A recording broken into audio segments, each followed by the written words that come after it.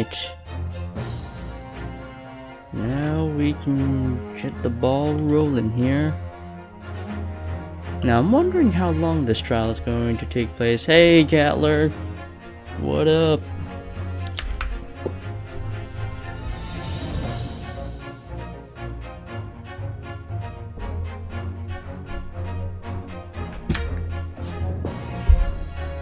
Yeah, I'm doing alright.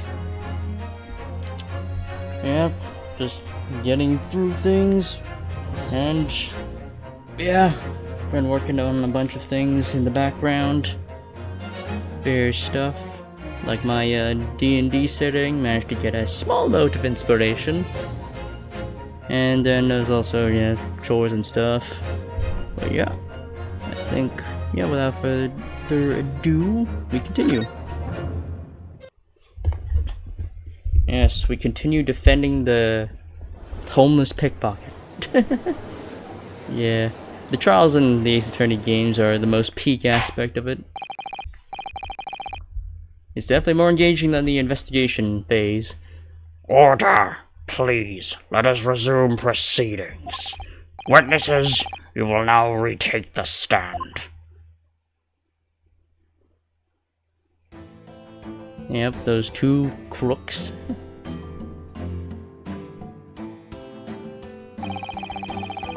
The commentary. Yeah, you mean the voice acting? I mean, yeah, sure, I do occasional commentary, like remark on certain funny dialogue in the situation. I presume you heard the defense counsel's summation examination. Yeah, Governor. I did, Gov. I did. Mr. and Mr. Sulkin. Gore, blimey. This is going to be hard work. Earlier in this trial, you gave the following testimony about your actions after you entered Winterbanks. Well, it was Vedlan soon as, weren't it? It was, Nash. It was. Didn't you even have time to pull me dukes out of me loosey pockets? However, that was a lie. You brothers! Gore, blimey. On the night in question, you rifled through the items on the victim's counter. We never done so nothing, so I just figured that out. Oh, you just outed yourselves. Yep, that's just a confession right there. You will now give formal testimony once again. You will tell the court precisely what happened on the night in question, and this time, you will tell the truth. Each lie that passes your lips serves to increase the severity of your punishment. And that, gentlemen, may deal a crushing blow to your chances of ever seeing the light of day again. A thought worth pondering, perhaps. Say no more, come here, yeah. We'll squeak, we'll beach. More witness testimony. Illegal entry, the whole truth. Alright, we did knock a few things over, but we weren't rifling for nothing. It was when we heard the gunshots, see? Made us both jump and all that stuff went flying. Lummy, you didn't give me a fright. We was thinking the shooter would come out of the door and just next. We stuck everything back where we found it and scarpered. Straight into him the black. We couldn't have shot the pawnbroker, see? We never really had a chance, did we? So you admit to the defense's accusation. You did indeed ransack Mr. Winterbank's countertop on the night in question. No ransack, Governor, no. That's right, Nash, that's right. It's more like we tidied up, yeah. Sorry.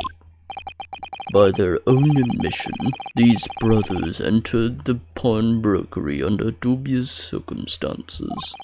However, they panicked and fled on hearing the gunshot, having first made good their mess.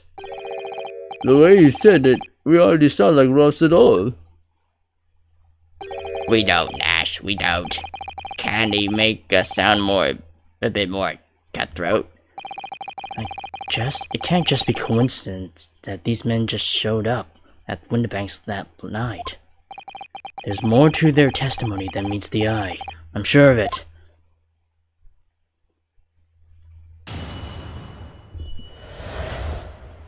Alright.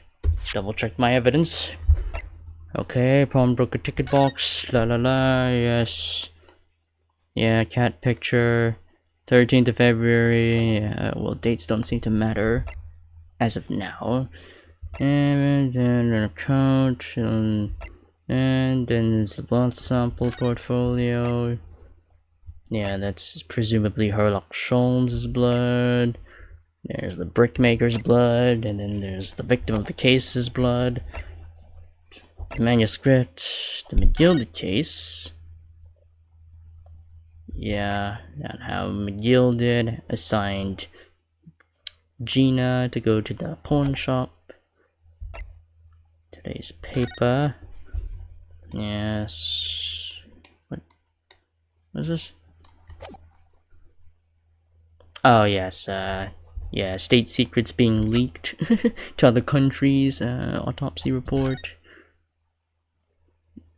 Alright, let's get out of holder, and post-mortem findings, and yeah, diagonally upwards. It indicates that the victim was shot from behind at an angle, specifically from below. Yeah, okay.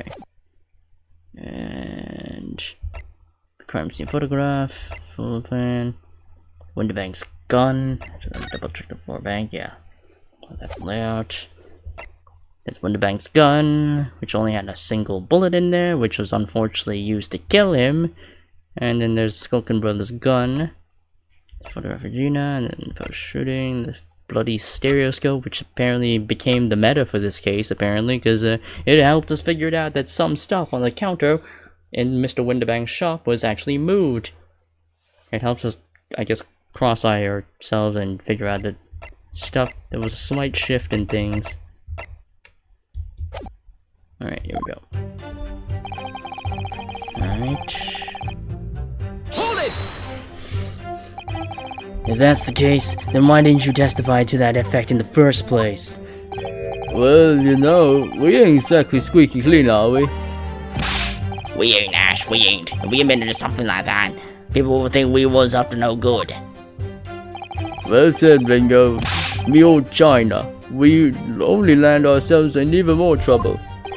And in fact now, as a result of lying in your previous testimony, that's exactly what you've done. Landed yourselves in even more trouble. That's rotten luck. Says the rotten apple eater. Witnesses, explain your actions to the court. Why did you ransack the victim's counter? We never ransacked nothing. Right, Ash, right. More like we tidied up the place. Tidying the place right up. Sorry.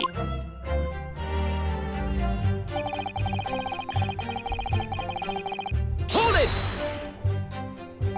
So what you're saying is, the sound of the gunshot shocked you so much you knocked all those things off the counter?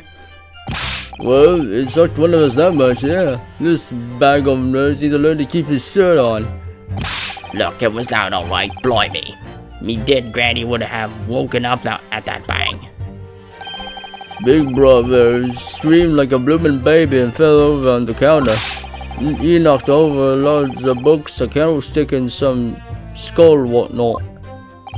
That got tangled in some marionette what knocked over the picture frame. What knocked them skills on the floor. You really mastered working quietly then. What a racket. Me granny would have been scared back into a grave at a clatter like that. So in short, the gunshot took you by surprise. And then some, I mean, it was quiet as a mouse and then... Oh?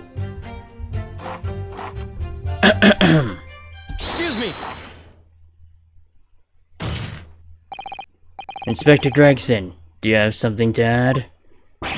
Like I keep saying, I don't appreciate being lumped in with these scoundrels.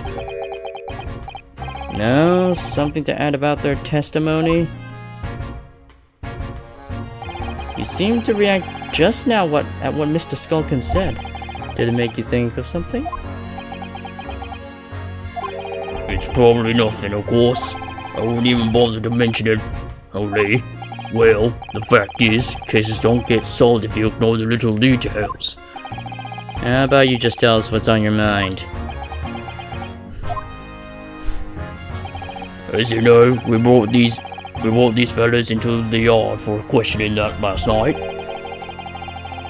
And the statement they gave then told a slightly different story to what they're saying now.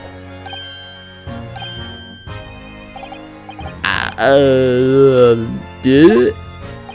You claimed you heard the victim's shouts over the now before the gunshot. Might have, Gov, might have. Does ring a bell now you mention it. Granted, it's only a minor detail, but still. I can't help feeling like perhaps you've been a bit sloppy with your testimony here. Eh, fellas? If I discover the witness's testimony has been any more sloppy than it has been hitherto proven to be, I shall be forced to bring the very harshest punishment to bear against them.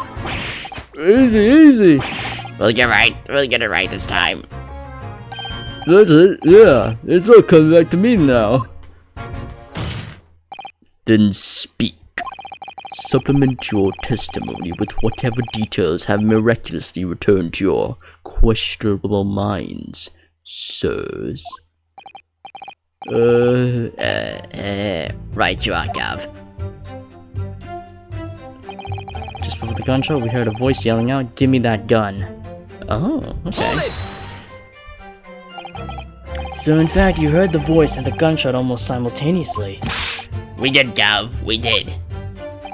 Although, I suppose if you're being honest, we heard a kind of wavering voice before the yell, no? If you don't want to get shot. Give me the gun, BAM! Kind of, Fuck, I keep getting the names. Kind of thing. I gotta remember, the short one's Ringo, and the taller one's Nash. A career in acting tragically missed. And where were the voices coming from? Could you tell? Of course we could. From the other side of that door behind the counter it was. From the storeroom, where the victim was found dead. And the voice you heard, it was that of the victim, Mr. Winterbank. On me granny's life, of course it was. On his granny's life, of course it was.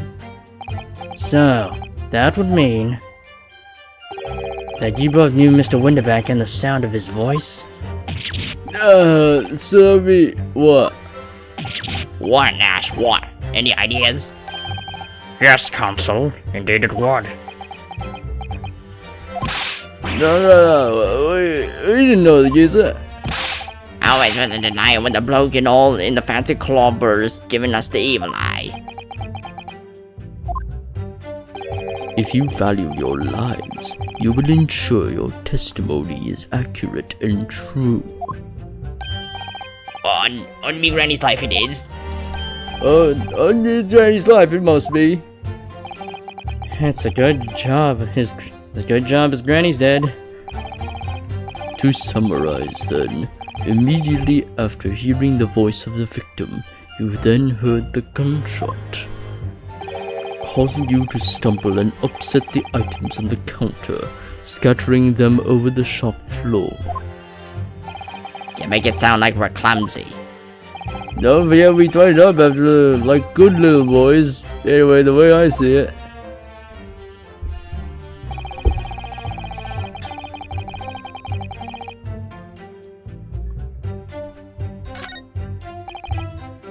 Give me the gun. The bloke in the place was holding a gun, so you should have just fired it instead of yelling at the girl. Hold it! How do you know it's the girl? You're saying that Mr. Winterback had a gun in his hands. Oh yeah, bet that was Them two was waving them guns at each other. Must have got pretty heated. I mean, just before he shot it out, we heard the geezer say, if you don't want to get shot. Didn't really sound like you meant it, mind. More like an empty threat, I could say. Mr. Winterbank was known to keep a revolver on his shop counter at all times. People say that to protect the articles in his keeping, he'd readily put a bullet in someone's head if required. That someone being himself, of course. Good grief! Extraordinary devotion indeed, if alarmingly misguided. Well, it certainly sounded like he was ready to pull the trigger the other night. Only the person he was gonna shoot beat him to it. Cooked his goose proper. Bet he wished he'd squeeze the trigger instead of wasting time shouting, "Give me that gun." And it was directly after those words that you heard the gunshot. It was more or less at the same time, Gub. Give me that gun! BAM! Kind of thing. Yes, a current acting very tragically missed. Then we heard the sound of someone hitting the deck. Before everything went dead quiet. After that, we done slapdash, job tidying the place up.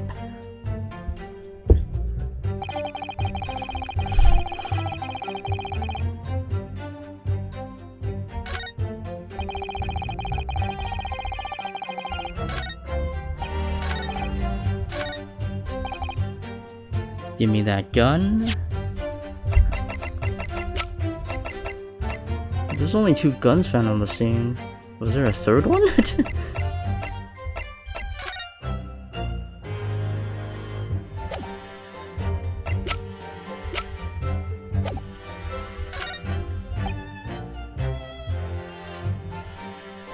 There's only a gun station. It just fired instead of yelling at the girl.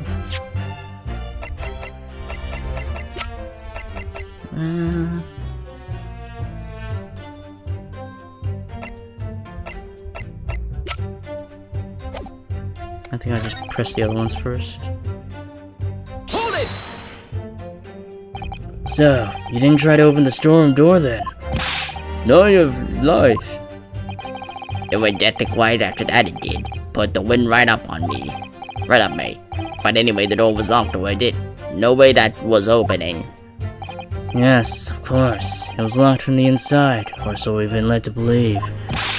It was, Cub. It was. From the inside. Right, so you have no way of knowing what was going on there, did we? Unless there was some other way to get a view of the inside of the storeroom. Like through the keyhole or a spy hole, perhaps.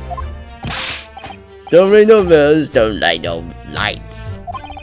What? Oh, we had to cut right before we noticed anything like that. We're still clutching our teeth in this game, see? But one day... We'll really cut the mustard. Please, cut it out. But as we know, behind that door was the victim's lifeless body, with the accused not 2 feet away. Yes, unfortunately. Gina was in there unconscious, with the gun in her hand. To confirm, would it be correct to say that neither of you set foot inside the storeroom? That's right, Gov. That's right. Well, you're alive even if you wanted to.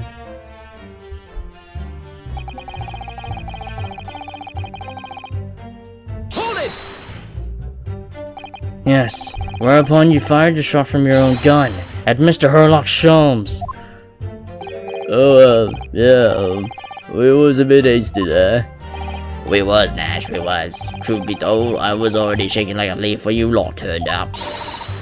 If you're shaking like a leaf, don't put a loaded gun in your hand. Good advice, miss. Good advice. Truth be told, me might went totally blank. Before your mind goes totally blank, make sure you don't have a loaded gun in your hand. But to the maid, miss. After that, we legged it down the street, but apparently we looked dodgy to the coppers or some act, so they clapped the derbies on us like winking. And after you've been handcuffed, the police found this revolver in your possession, correct? Well, yeah. But listen, that proves it, doesn't it, eh?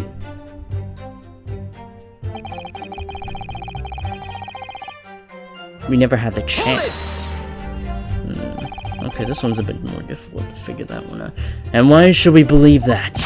What? Cause it's true, innit? The place was totally empty when we went in. At that time, the victim was already in the storeroom, having been forced to open the door by the accused who had a gun to his head. In other words, on the night in question, these two witnesses never even laid eyes on the proprietor of the pawnbrokery, Mr. Winterbank. Correct? You got it, mister. Down to a T. So the Skulkin brothers never actually encountered Mr. Winterbank. Is that really true, I wonder? That's it? That's the full extent of their testimony? What is it, Runo? You look very fierce. I could pour you some herbal tea if you're tired. Oh, thank you, but I'm fine. Being such a logical thinker, you'd probably laugh. But I feel as though these brothers are still hiding something important. It's nothing more than a feeling, though. I have no proof to support it. Well, feelings can be very logical at times. Sorry? People's expressions, the movements of their eyes, the words they choose. You can take all of that in, and your brain will quietly analyze it to come up with a feeling like you described. You concluded that there is something suspicious about this testimony without knowing why. That's all.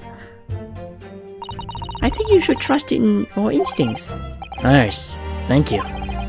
Sometimes I think if she's 10 years old, I must be 5.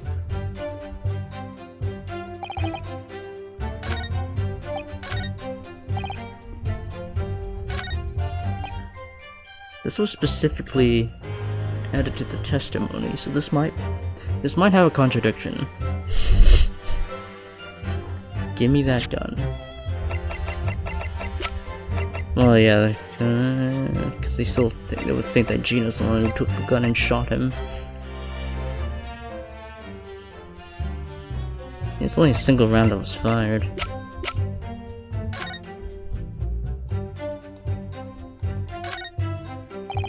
I can't find anything out of place. Alright,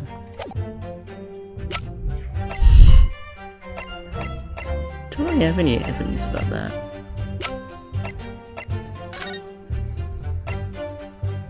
yeah, because that was... Wait, they say this happened before...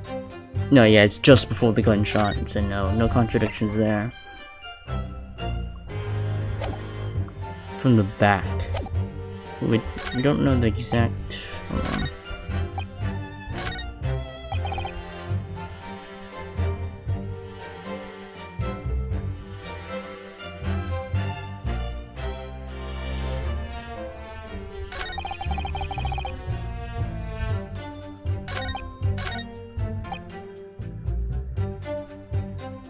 Hold it!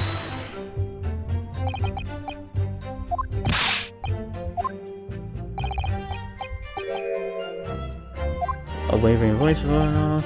Everyone get shot.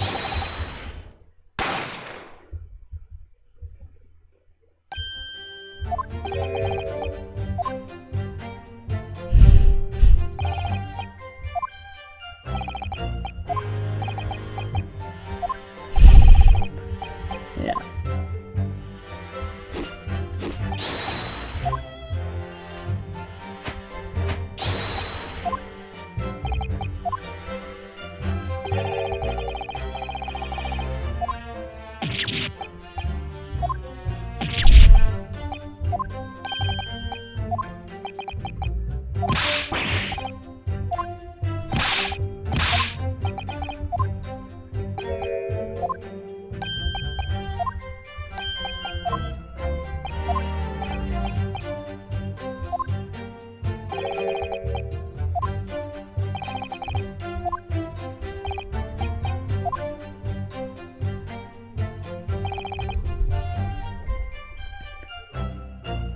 Shutters then, find the girl.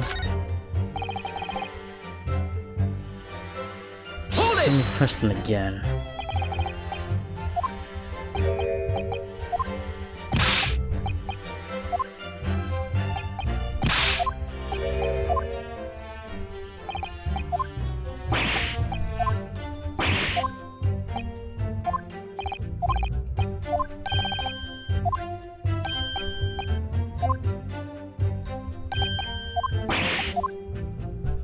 Okay, nothing new there. Just before the gunshot, we heard a voice yelling out, "Give me that gun." Is there a witness testimony that might contradict that? I don't think there is, because they're kind of like the only witnesses. Oh, okay, actually no. 'Cause I think the contradiction is they made it seem like the guy was shot in the chest, but the guy was shot in the back. Because they made it seem like from their testimony, they make it seem like that Windibank tried to jump Gina, and then Gina shot him in the chest, but he got shot in the back. So,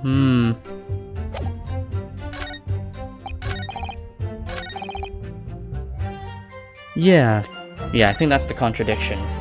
Cause the little charade, the little set of charades they did earlier, when they made it look like that. Oh, he was gonna be like he tried to grab the gun and then he got shot in the chest. Sure, the autopsy report stated that he was shot in the heart, but it was from the back. Yeah, he was shot. The bullet entry was through the back. So the question is, where the I think I just present the autopsy report. Because I think that makes the most sense. Yeah, it's from the back. Objection! No? No. What? Do I present the photo? Okay, yeah, skip, yeah. Yeah, skip. Yeah.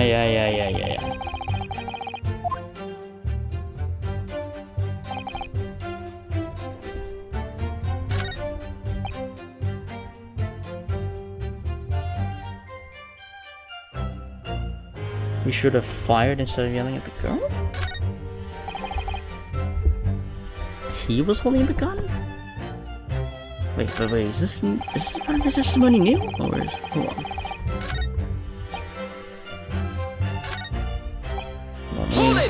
Let me double check with this one.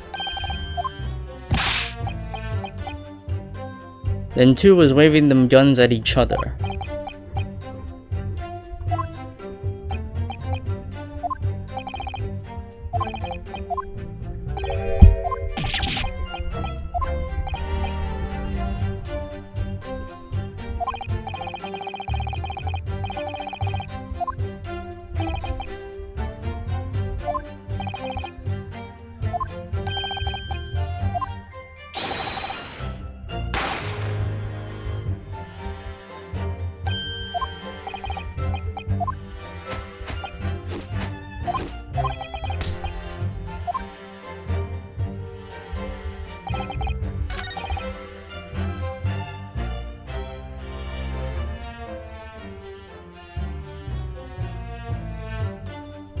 He was holding the gun. He should have just fired it. There to go. I don't think he was though. No, he wasn't. Do I present the photo? Hold on. Yeah, this one's a bit tricky to handle here.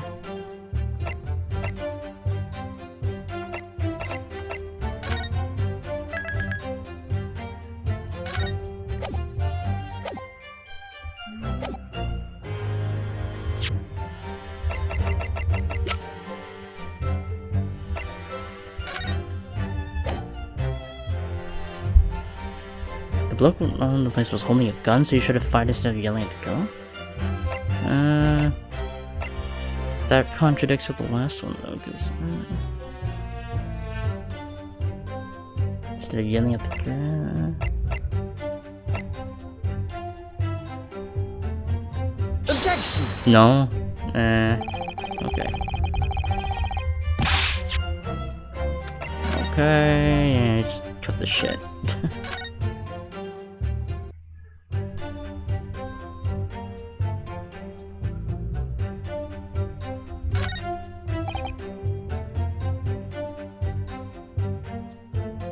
I think I may be supposed to present the photo. Let me double check. Objection! No, never mind. Okay. Never mind.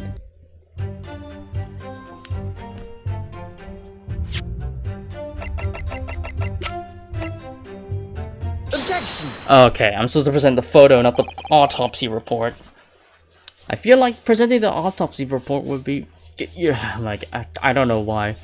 I feel like presenting the autopsy report would have also been a valid answer, because, I mean, they both tell the same story. He got shot in the back. He didn't get shot in the chest, he got shot in the back. I don't think I need to present a photo, because it clearly says it inside the autopsy report, which, to be honest, I don't know why they didn't put the photo and the autopsy report together. I feel like that would have made more sense, because I'm like, why bother separating the two? I feel like they should be together. Because crime scene reports usually also contain photos in the file. So I don't know why they just didn't put it in as one item, which is weird. So you're saying that on the night in question, the victim, Mr. Windibank, was wielding a gun. Is that correct? Let's think of, you know the picture. Yes, Nash. Yes, no question. And yet, the photographic evidence obtained immediately after the incident clearly shows that Mr. Windibank was not holding a firearm of any description. You what? Good minute, that ain't right. And yeah, I guess he wasn't armed, so I guess, okay. But I feel like, yeah, they should have just put the photo and the autopsy report together. That would have made it easier. Objection! There can be no question that the victim's revolver was used in the incident. I would remind the court that Mr. Windibank's gun was found at the scene. Not only was it identified as the murder weapon, but it was found in the accused's hands. Yeah, that multitude used the victim's own gun to finish him off. Give me that gun. Bang. Kind of thing. Hold it! Stay exactly where you are, right there. Eh? If the crime had taken place as you so colorfully described in your testimony, it would give rise to an undeniable and significant inconsistency in the final moments you just acted out. Goodness, are you sure, counsel? You intrigue me, my learned friend, but let us see some evidence to support your claim. Where is the proof that demonstrates this inconsistency in the witness's portrayal of the victim's final moments? Okay, and then we use the autopsy report. There we go. According to their testimony, the witnesses claim to have heard a shout of "Gimme that gun," followed by the gunshot. Indeed, with the two events happening almost simultaneously, or so we've been led to believe. Yes, that's right. Now, if that testimony is true, it would mean that at the moment of death, the victim and his attacker would have been facing each other. However, in the autopsy report, it clearly states that the victim died instantly after being shot from behind. So as I stated before, there is an undeniable inconsistency in your testimony, Mr. and Mr. Skulkin.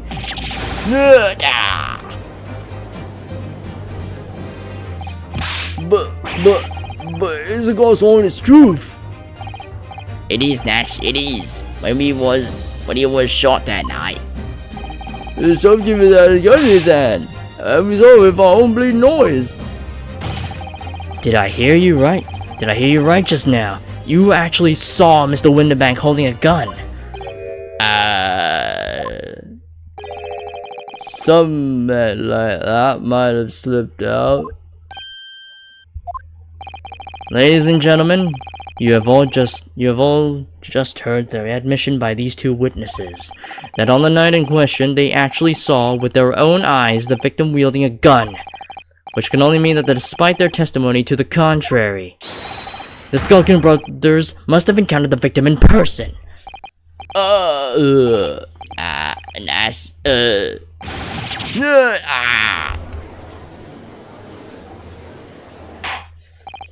Order! Order! Order! Witnesses, explain yourselves at once. Well, it is, we're supposed to,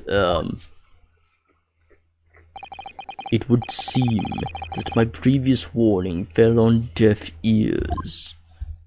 I made it quite clear that false witness would be the death of you. Am I to understand that you replaced the untruths of your original testimony with renewed lies? I'm so sorry, I'm not privacy. Oh yeah. Cut it out, Nash. Cut it out. If we blind now, you know what he'll do to us. He? Who are they talking about? Let me make your position here perfectly clear. You will talk. There is no other option available to you. Bro, come on, the game's up. But he'll have our guts for the garters. In case it hasn't quite sunk in yet, no matter how hard you try to hide it, the truth will always come out, or will come out. That was a unexpected ad-lib. On the night in question, it is now apparent that you brothers met face to face with the victim. I demand that you testify again to explain the precise circumstances under which this meeting took place. Well, Do we have to? on pain of death, I suggest you make yourselves fully aware that this is your very last chance to tell the truth.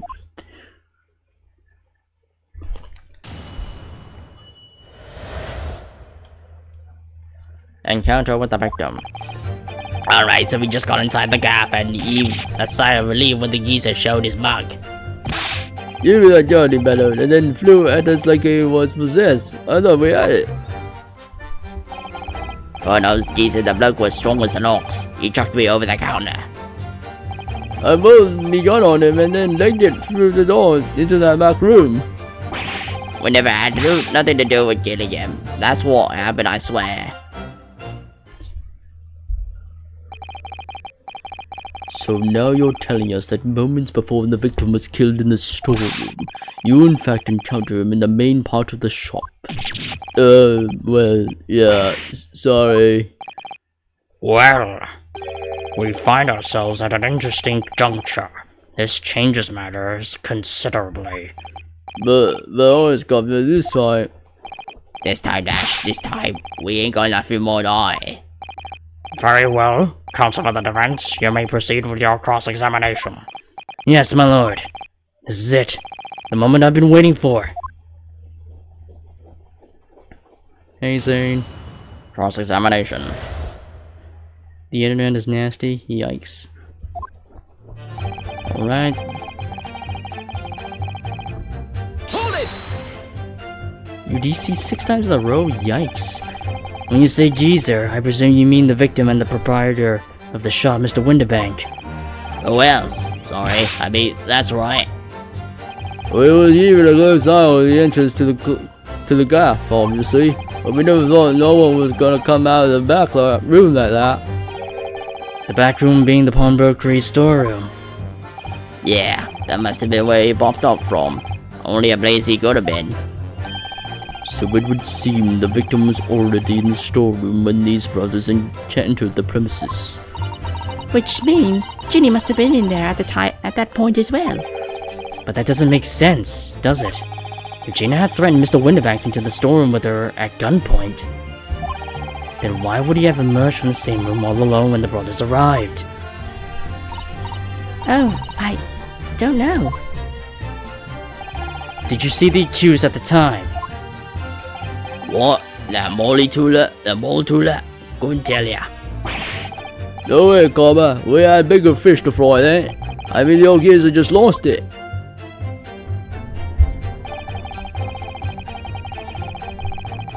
Hold it! You mentioned that Mr. Winterbank shouted those words in your previous testimony too. However, you claimed that you heard him yelling them on the other side of the storeroom door. Did we? But the truth is, he was shouting those words at you, wasn't he? Well, yeah. Was the victim Mr. Winterbank wielding a gun at the time? Was he ever? Blimey lummy. A great Uncle Bowery pointing straight at me frontispiece. So what you're saying is, you definitely saw Mr. Winterbank with a gun at the time. Is that right? It is, Gov. It is. Spot on. Then all of a sudden he came at us, he did. It was bedlam. I didn't know who was going for who. You were clearly all going for each other. Like Nash said, we was already at it. I mean,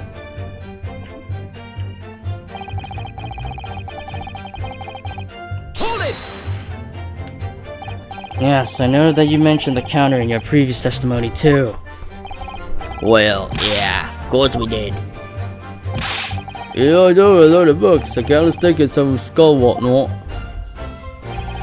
That got tangled in some marionette, what knocked over a picture frame, whatnot, drove them stairs on the floor.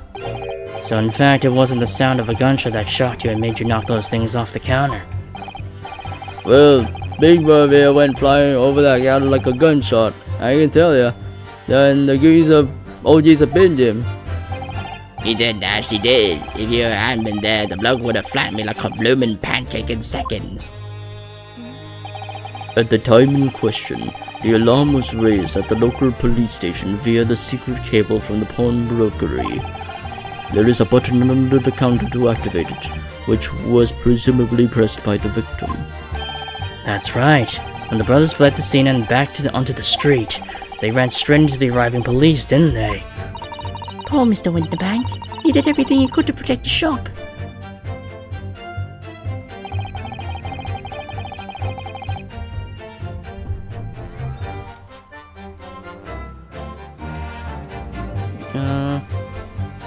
Yeah, percent. Hold it! Were you intending to shoot Mr. Winterbank? No, never. I was just, look out for me brother all night. It was being flattened, don't forget. By a man whose shop was being burgled, yes. And then, the man fled into the storeroom when you pointed your gun at him. Is that it? Yes, that's it. He shot me away, then ran off through that door and shot himself in. There's something about that last remark. Something that doesn't quite ring true. I wonder why Mr. Winterbank ran away into the storeroom. What? Well, according to what everyone's saying, Ginny was in there waiting for him, with a gun. Ah, yes, that's right. Gina allegedly used Mr. Winterbank's gun to threaten him and force him to open the storeroom door. In which case, how did the gun end up in Mr. Winterbank's hands again? I have no idea, but that is strange, isn't it? This little inconsistency could be significant. I should make a mental note of it. Look, the boy is me and my brother here. That's right, Nash, that's right. Me and me brother, yeah.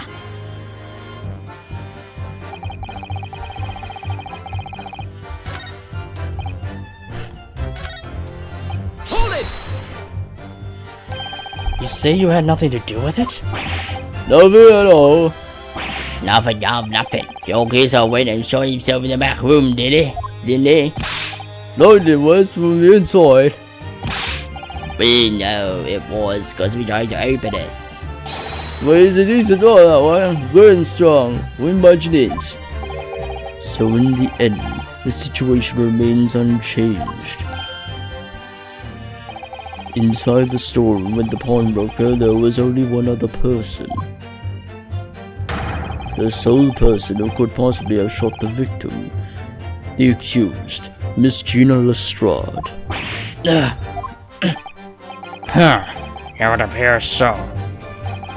What say you to that, counsel? I don't know. Was there anyone else apart from Gina who could have possibly shot Mr. Winterbank?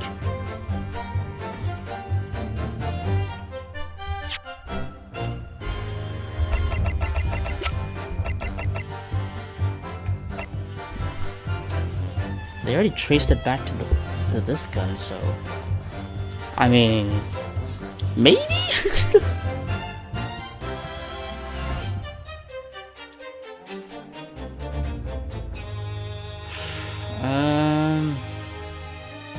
Well, I've already pressed every single statement.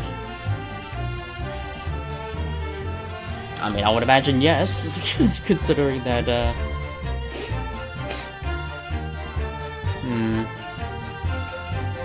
I I mean, we could say it was an accident, but don't know how the hell we're gonna explain that. It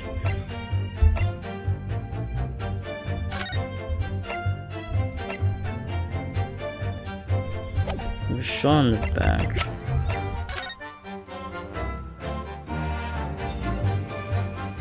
And it was from an angle too, so how do we explain that? I mean, we could just say that it was Ringo who did it, because he's literally shorter than the guy, so it's possible he could have shot him. I could have said that it was Ringo, probably. Mr. and Mr. Skulkin! What? What's that look for? From the moment you admitted that you encountered the victim face to face that night, the course of this trial changed completely. What is your point, my learned friend? The question that we must answer is, who could have shot Mr. Windibank? And is the belief of the defense that the defendant is not the only possible answer at all. Yeah, it could be fucking Ringo, the short guy. You have my attention. In that case, let us return to this plan of the premises. The victim was killed in the storeroom, which was locked from the inside. Those are the facts. So pray, what other possible answer to the question of who shot the man could there be? Consul, you must now provide answers to the court in respect of 2 conundrums. 2, my lord? Twice as many chances to be right, maybe? Indeed, namely, from what location did the culprit shoot the victim? And furthermore, where was the victim at the time? Understood, my lord. Are you alright, Juno? I'm not entirely sure, but there's one thing I'm sure about. If I can prove that there's a credible new alternative to what happened, it would change Gina's prospects hugely. So now, time for some clarity. Show the court on this plan the answers to the questions posed by his lordship. If you believe someone else could have killed the victim, indicate where the person could have fired the gun.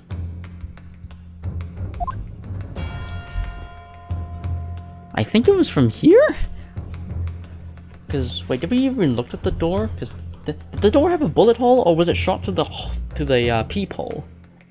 It was possible to the shutter on the door, I think, because it was a shutter on the door, I think. Pretty sure. If you believe someone could have killed the victim, I'm just gonna do a little save here. Okay. Because I think it might have been from there, because if I say it's in there, well... Because right now, we don't have any evidence that the brothers are inside there.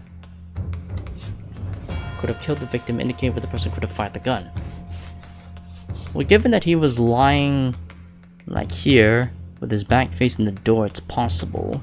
Because we looked in through the door shutter from this end, and he was lying like here with his back against the door, so it's possible he could have been shot from here. Take that! The defense believes the culprit could have shot the victim from this location here. And in answer to the second question, assuming the culprit fired from the location indicated, where was the victim at the time? Yeah, it's right here. Take that!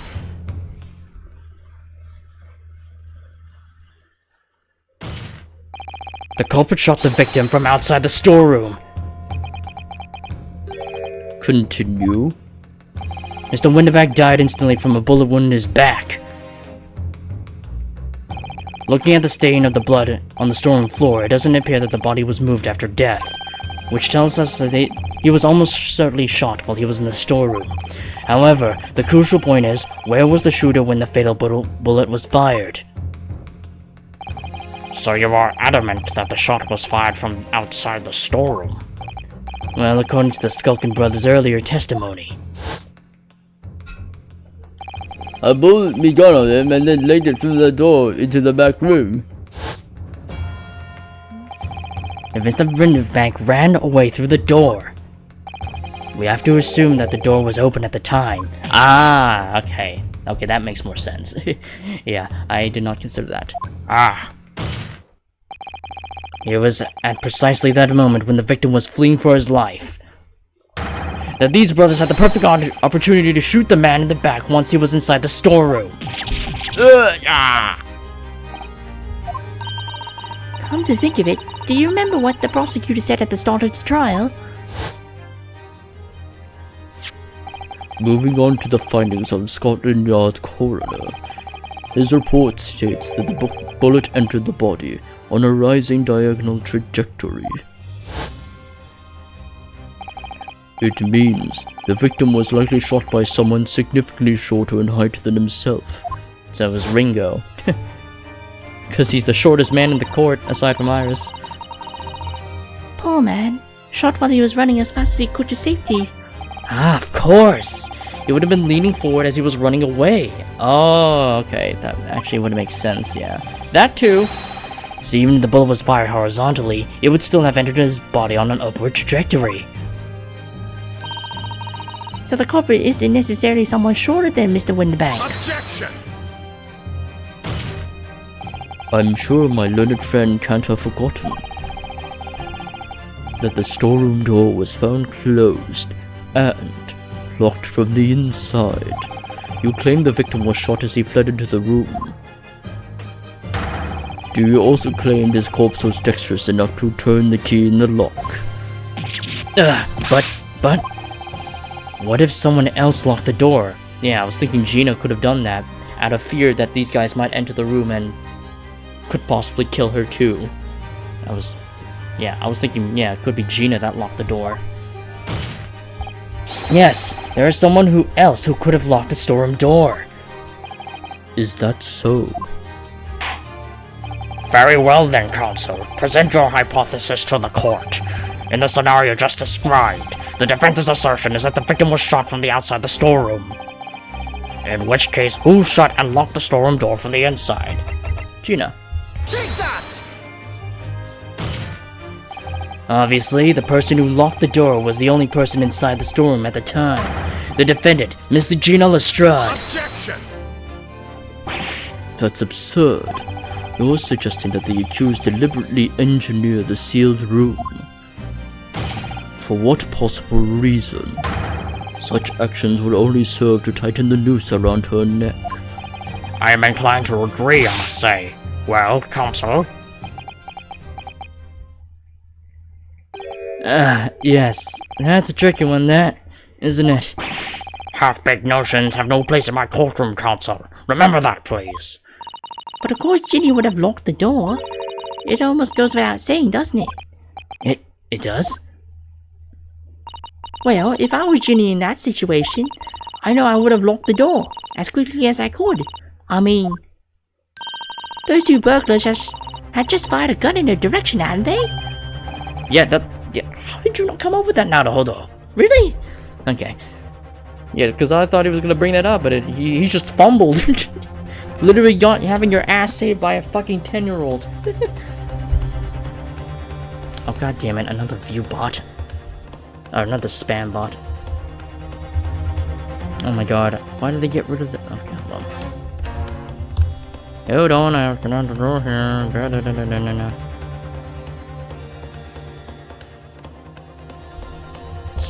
/ban.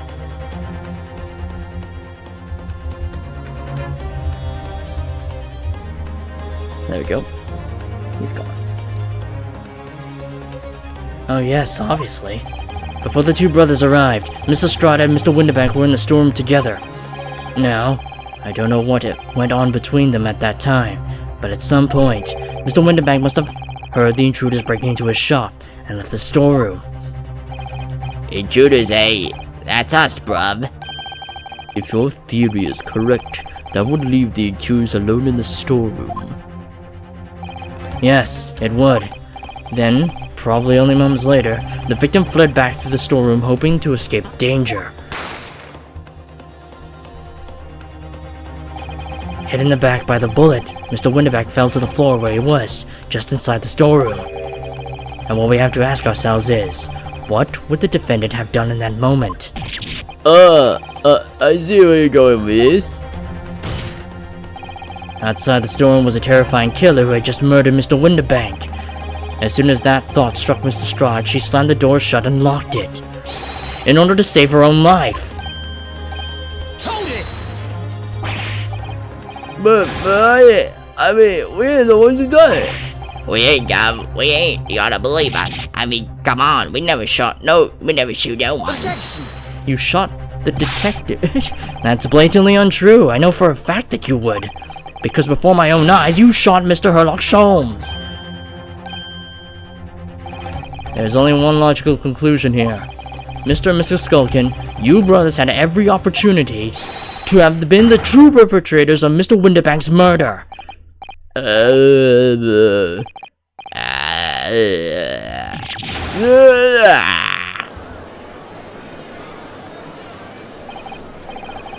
Where does this leave us? You mean to say that it wasn't the pickpocket who shot the pawnbroker at all? I should have known it was those three brothers who looked shady as a dense forest.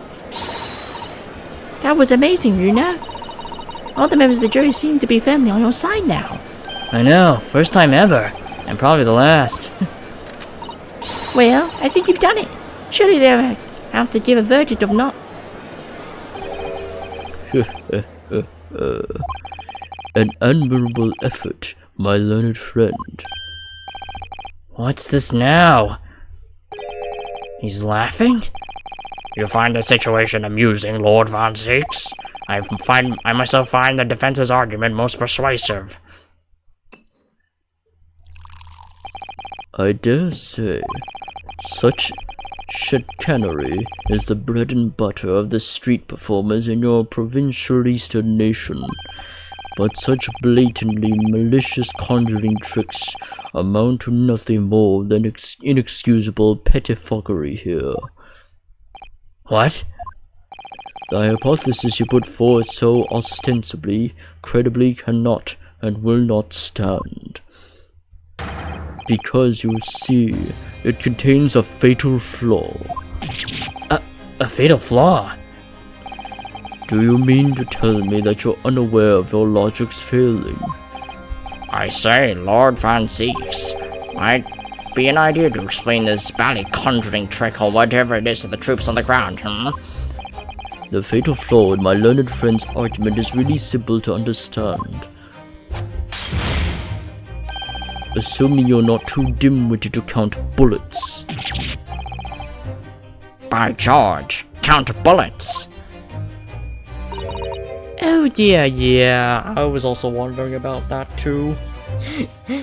Yeah, cause how do we explain the amount of bullets in each gun that was fired? He noticed it then. Huh?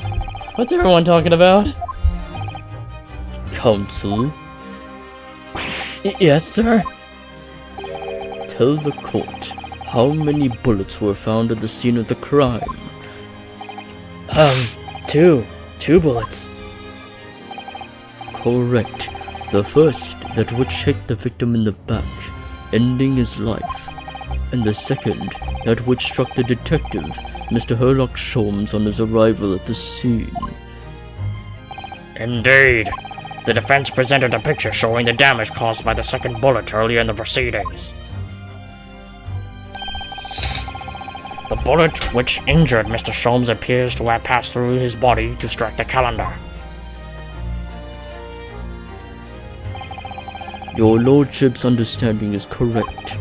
Furthermore, we know there are two firearms involved in the incident.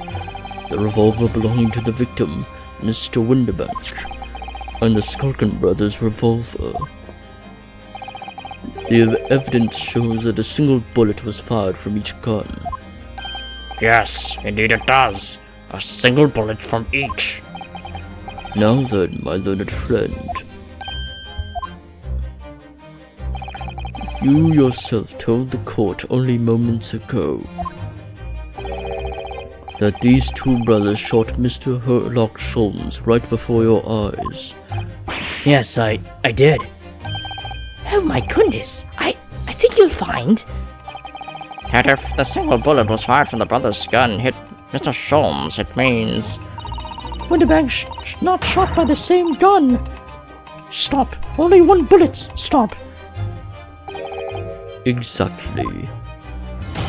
Yes, this Nipponese street performer presented an ostensibly credible argument. However, it was never anything more than a diversionary trick with no hope of standing up to scrutiny.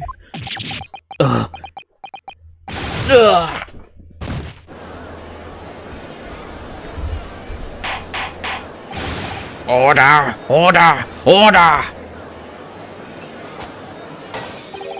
Pray, forgive the discourtesy of flinging the dregs of this hallowed nectar into the public gallery. Lord Von Zieks. But this court needs to open its eyes. The accused, Miss Gina Lestrade, is no ordinary little girl. Despite her young years, she can, regrettably, no longer be described as juvenile. No, the person in the dock is far from a law-abiding citizen. She has a past riddled with criminal conduct. The truth is, the accused broke into the pawnbrokery on the night in question with loathsome intent. As we can see beyond doubt in this print which depicts her threatening the victim with the murder weapon. Yeah, we still have yet to disprove that. And I have here in my possession one more piece of evidence in the prosecution wishes to present. That disc. I'll be taking that whatever it is of Mr. McGill is down to the yard, thank you very much. No, don't give it to him. It's mine. That is mine. Mine, that is mine. I'm sorry, miss, but anything belonging to McGill has to be taken as evidence now. Yes, the music box disc. McGilda's music box disc. The very day before the hateful murder of Mr. Winterbank, the accused attempted to make off with this article, which clearly doesn't belong to her, and with none of the subtlety of a pickpocket, I might add, but by brute force and brazen impudence. Good gracious. Make no mistake, any sympathy for the accused on account of her years is misguided and dangerous. There are no depths to which this girl would not stoop if punished, no crime she would not commit. The court forgets that fact at its peril. I see. I think it would be prudent to take this music box disc into evidence counsel, as a grim testament to the defendant's character. Lord Von Zieks, Inspector Gregson? What? Yes, Inspector. We had a meeting yesterday at the yard with the prosecution service and, I think it was agreed that this would be used as evidence. What's all this about? Why is the inspector acting strangely? That's the first time he said anything to Von Zieks at all. I am unaware of any such meeting. But those were the instructions right from the top. The government bigwigs were insistent. What? Inspector, I am the prosecutor, and I alone determine how to present my case. Your warning is noted. Thank you. The prosecution wishes to proceed with submitting this disc as evidence, my lord. Indeed. Bailiff? The prosecution has established the accused's motive, opportunity, and baseness of character. There is nothing more to add.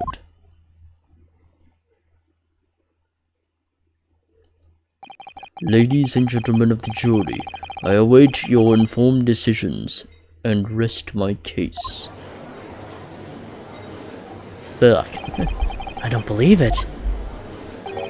I had the jury on my side for once. For all of 5 minutes. Oh dear. It wasn't even for 5 minutes, Runo. My lord, I wonder if I might say something at this point. Proceed, Mr. Foreman. Been stumbling around in a bit of fog up until now. If truth be told, but all of a sudden, the answer's barely obvious to me and my men. There's only one thing for it. Oh no. Very well. The court will hear from the jury. Ladies and gentlemen, you will present your leanings as to the defendant's culpability. Guilty. Guilty. Guilty. Guilty. Guilty. Guilty.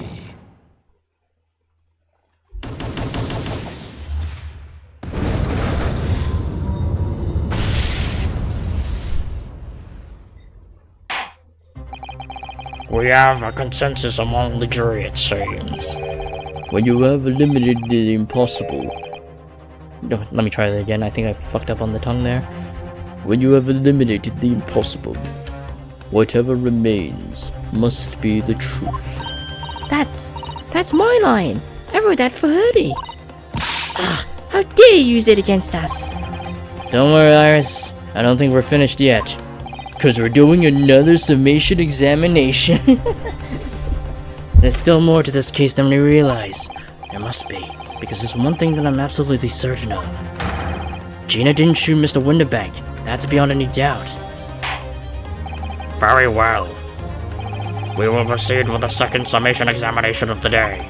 Mr. Foreman, are you and the other jurors ready?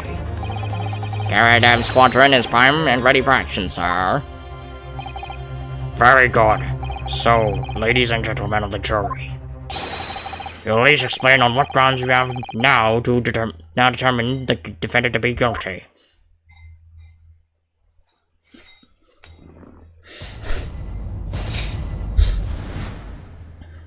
The jurors' contentions. Once a rogue, always a rogue, I say. Oh wait, hold on, let me try that again. Once a rogue, always a rogue, I say. Different breed to us law-abiding citizens. As only 2 bullets were found at the scene, I would say the whole case is done and dusted. You don't need a stereoscope to see the truth here. Every which way you look at it, it was that pickpocket. I never imagined that simple operation would cause me such grief. The accused attended that theft on the previous day. I can see I'm in for a busy day ahead. I am ballistics expert. I've seen many shootings. There is nothing I do not know about guns.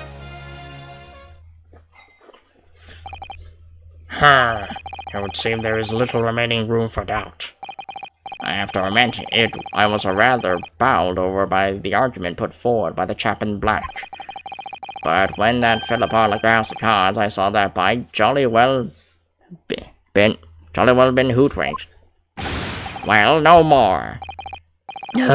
Old Corbin was turning against me. It's not fair. Iris? That prosecutor's being mean. Just because Ginny's done some things she shouldn't have done in the past, that doesn't make her a murderer. Allow me to savor this fruity vintage while I savor the spectacle of your fruitless debate on the matter. Here's to the truth coming out, eventually. That's enough preamble. Counsel, proceed with the summation examination.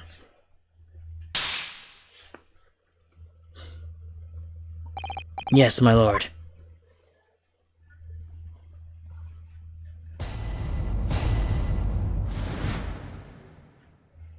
The defense's rebuttal. Hold it! Just because Miss Lestrade has a history of pickpocketing, she must be guilty of murder. Is that what you're saying? Well, Are all members of the British Army so quick to judge? I beg your pardon. Are you mocking Her Majesty's Armed Forces, the greatest military organization in the world? No, I'm simply illustrating my point. Making assumptions about people because they are a soldier or a pickpocket is wrong and dangerous. Huh, well, yes, might have a point there, I suppose. But let's not forget the girl had already shown she had it in her from before. She's clearly a criminal sore through and through. Can't deny it. When you say that she'd shown she had it in her, are you referring to this? Exactly. Tried to swipe that only a day earlier. Or am I mistaken? Not exactly. Given that I was actually there at the time, it's hard to refute that. I never actually seen the real thing. I can't wait to have a closer look at it. Oh yes, of course. Mr. Sholmes did use his caramel bars to make a copy of the disc, didn't he? And then ordered every type of music box he could find from across Europe. We still don't know what tune it plays though, do we? But I'd love to see how the original compares to Hurdy's copy. Matilda's disc. Could it be a clue somehow? Perhaps we should examine it in more detail. And right will do.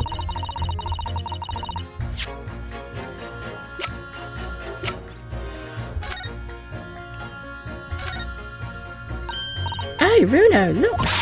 This is blood! Yes, you're right. Just a small smear, but definitely blood. Actually, I feel as though I might have noticed that before. Haha! It's my time to shine again! I thought I'd be waiting forever. Alright, hold still with that disc, Bruno. Can we get this done quickly, Iris? In a flash. Yep.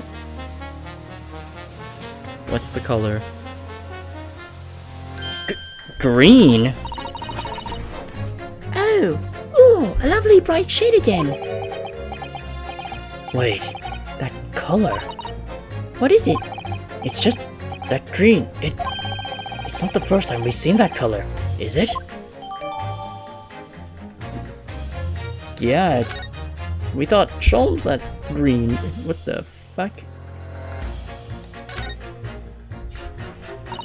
Foreman Gilded. That's the man you defended in court a couple of months ago, isn't it, Bruno? Yes, or rather, mistakenly defended. I wonder what his name is doing on the back of his disc. That's a question I'd like to know the answer to myself.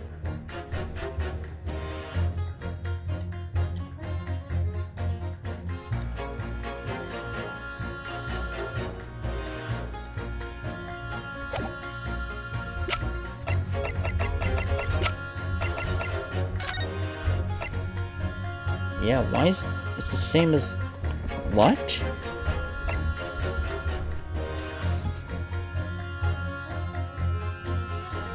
So wait, oh, I thought it wasn't that guy with the fake name who scratched his hand on the disc? It was Herlock? Or are they related? Hold it! It's the number of bullets that has you convinced. Only 2 bullets were fired, and the 2 guns that fired them have been examined by the police. When the parlor maid asks me how many are invited for dinner, I always tell her to count the table settings. Well, that's logical, I suppose. Although, Yes? sometimes after dining, crockery does go missing. 1 or 2 guests rather like the fine china. Does your employer dine with thieves? So I suppose. If there was another bullet somewhere of which we were unaware, I'd have to reconsider my position. A third bullet somewhere on the scene. Could that be possible? I don't think we have any evidence that shows that, though. We have one there, and one in Winterbank's back.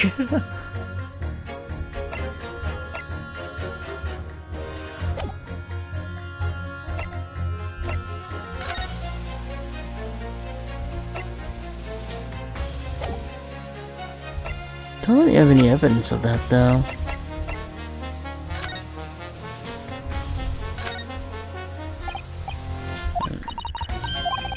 Yeah, it's only a single shot that was fired.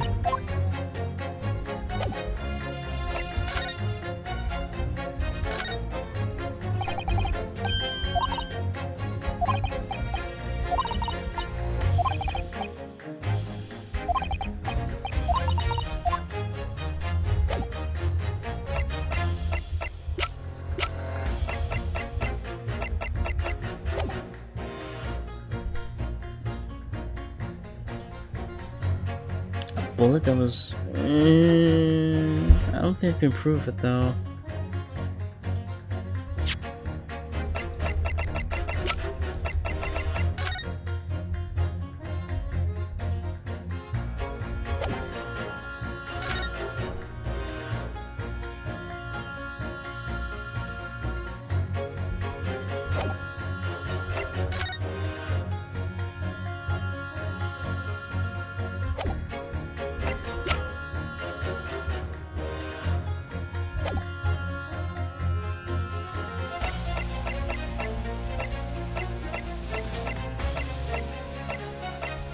I can prove it? Allow me to show you then. The third bullet.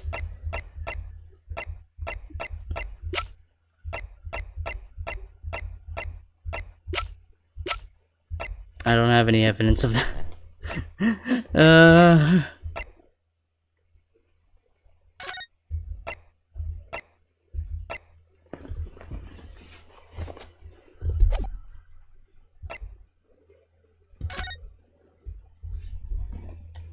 I think it was no, wasn't there.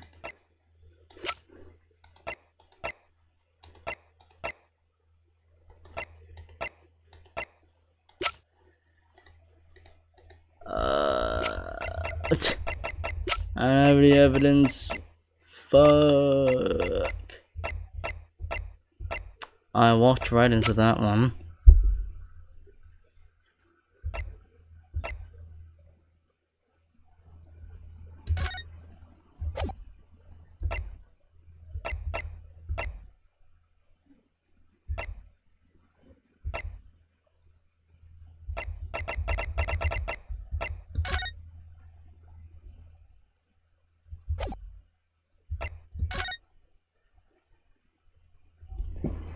Are there bullets up there? I don't think there is. Is there a bullet hole through there? I don't think there is.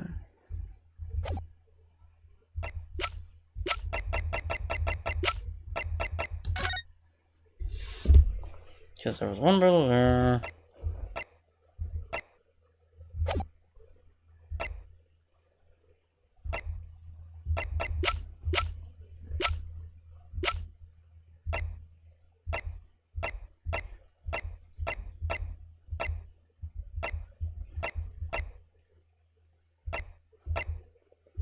I don't think there was a third bullet.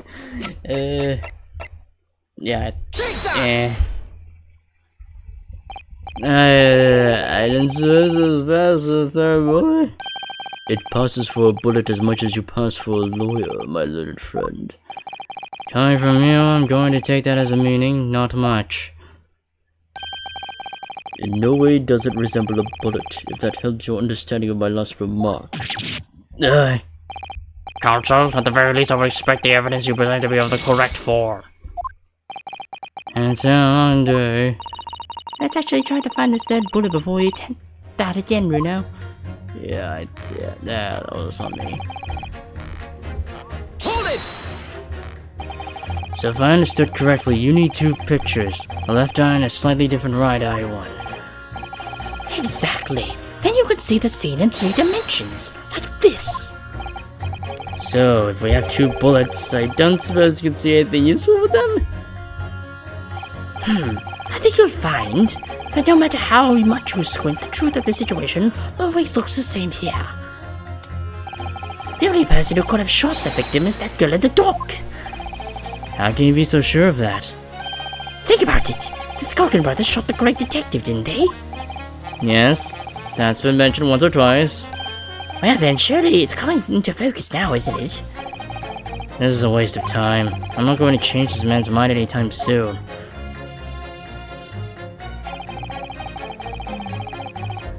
Hold it!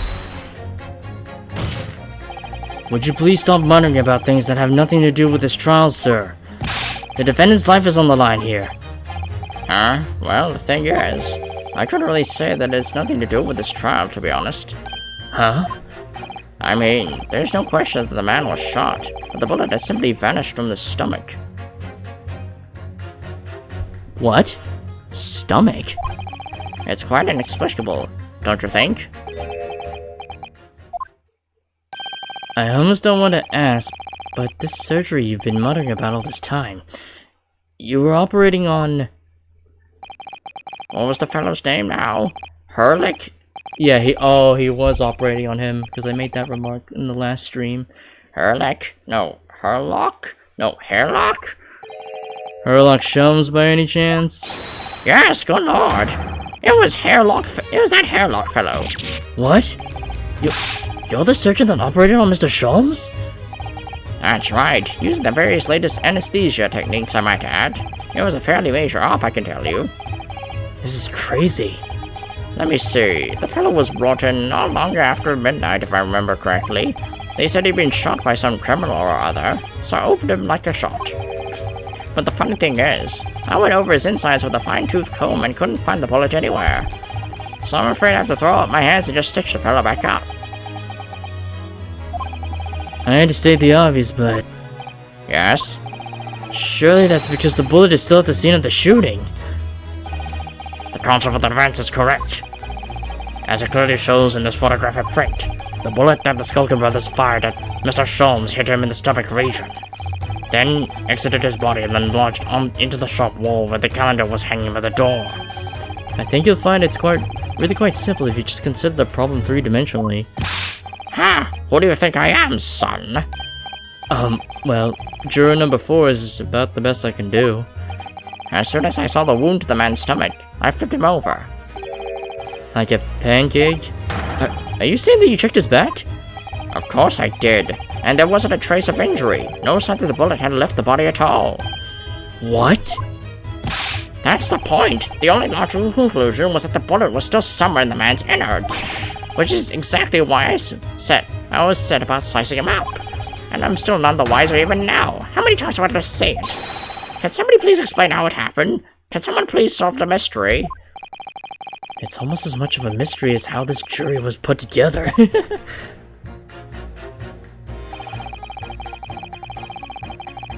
Oh, okay, that's where we pin. Ah, I see. Okay, I think, yeah, that's our first one.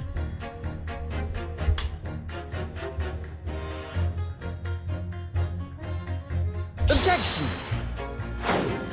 Oh no, the music's still playing. Fuck.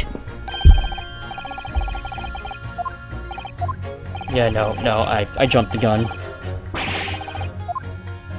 Yeah, no, okay, I jumped the gun there. God damn it, I jumped the fucking gun here.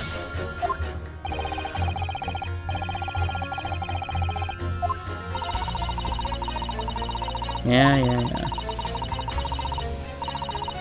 Yeah, I think I should just press them on the wrist.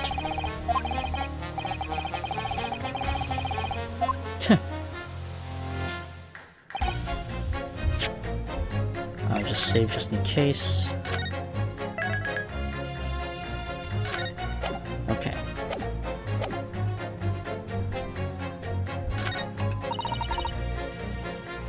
Hold it! What do you mean, you're in for a busy day? Forgot to say, stop. Do excuse me, stop. I am communications officer, stop. Communications officer? Does that have something to do with sending telegrams? Everything from personal messages written by members of the public to the latest news in the capital.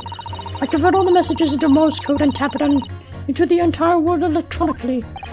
To the entire world? Thousands of miles cable under the sea, stop. Worldwide communication network, stop. Information transmitted to and from all corners of the globe, stop. Ah, yes. She was getting equally worked up about the radio waves or the light before, wasn't she? I specialize in communicating information from government departments and newspaper offices. I see. I'm sure I shall have to wire the newspaper reports of today's guilty verdict later. No sleep for me tonight, I imagine. Let's just finish the trial first, shall we? Hold it! I thought you were just a tourist. Good day, I am visiting London for sightseeing. I would like to take a bus to Crystal Tower, please. There's no way he's just a visiting tourist. So, you're a ballistics expert. Who knew? I have much experience with guns.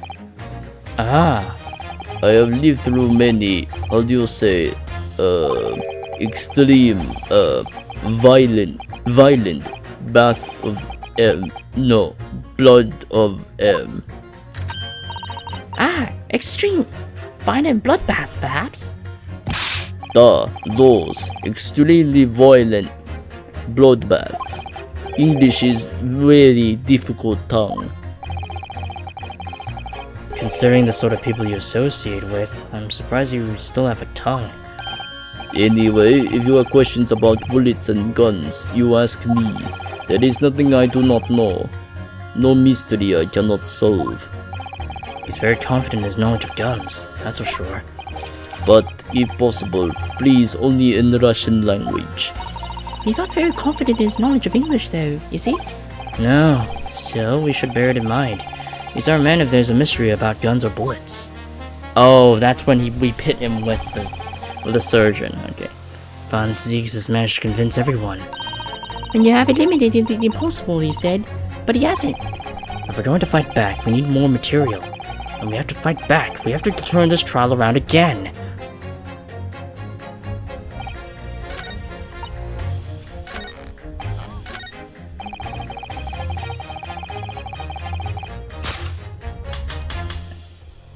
Objection! Okay, now we... Okay. Those two statements clearly contradict. The idea that all I do is pit jurors against each other. Oh, a ballistics expert. Beating. P-I-T-T. On the night in question, Mr. Sholmes was shot by one of the Skulkin brothers, but since there was no sign of an exit wound on his back, we must assume the bullet didn't pass through him. However, no bullet was found lodged in Mr. Sholmes' body either. Furthermore, a bullet was found lodged in the wall of the shop where Mr. Sholmes was shot. Juror number 6. Hello, my name is Villain. Pleased to meet you. This apparent contradiction in the facts that is so clearly troubling juror number 4. Are you able to explain the mystery? I have seen very similar situation in Motherland. It was night, there was blizzard. I was running away along mountain road in freezing cold.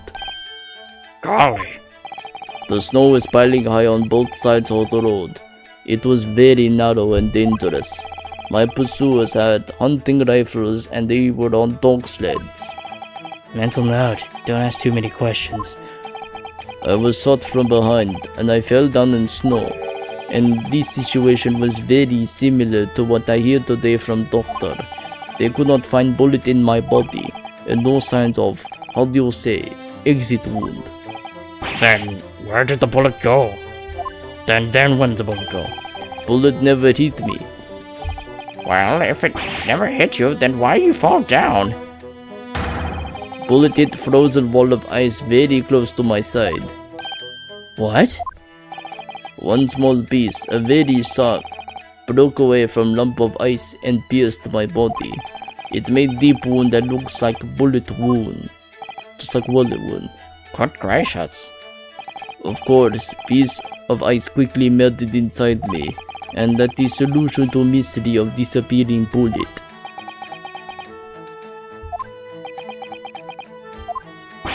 But that doesn't answer the question at all. Huh? The shooting happened in the pawnbroker shop. Not some snowy mountain road in another country. Just an idea, but we might not be looking at exactly the same scenario here.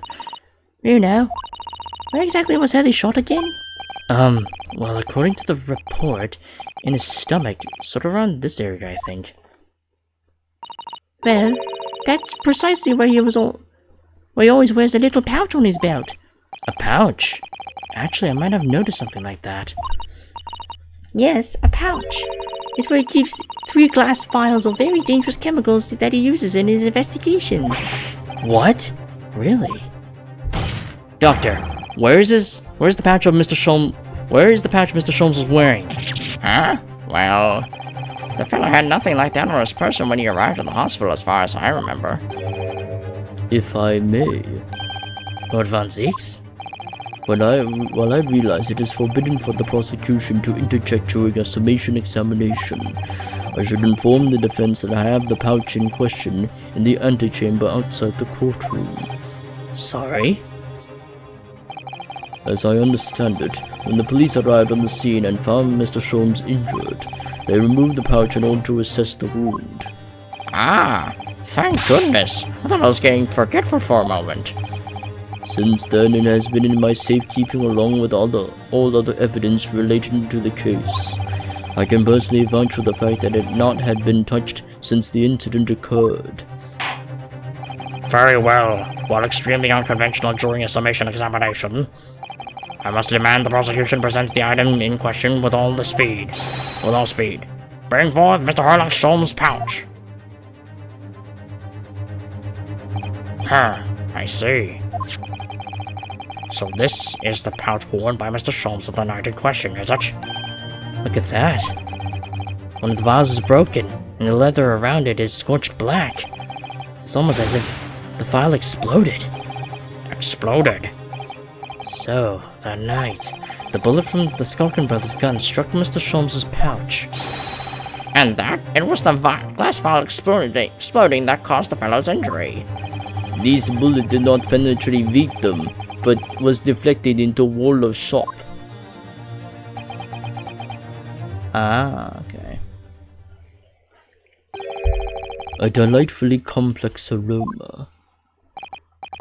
Well, it will appear one mystery has been solved at least. Though it has no bearing on the truth of this case. The Bungling and Berkling brothers shot the detective, and the accused shot the pawnbroker. The pertinent facts of the case remain unaltered. Ugh. But at least the mystery is solved. I can sleep easy tonight. Thank you, young man. Thank you very much. Glad I can help.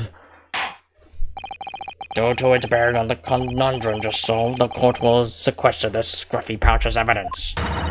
Hurley's pouch isn't scruffy. Well, let's just examine the pouch then. Now, the summation examination. It would appear the defense is somewhat struggling to alter opinion, Please, my lord, a little more time. After all, that's a new piece of evidence. It could be a valuable clue. And you can't afford to overlook anything here, Ryunosuke. There's still a way to turn this around. Somehow. I'm sure of it.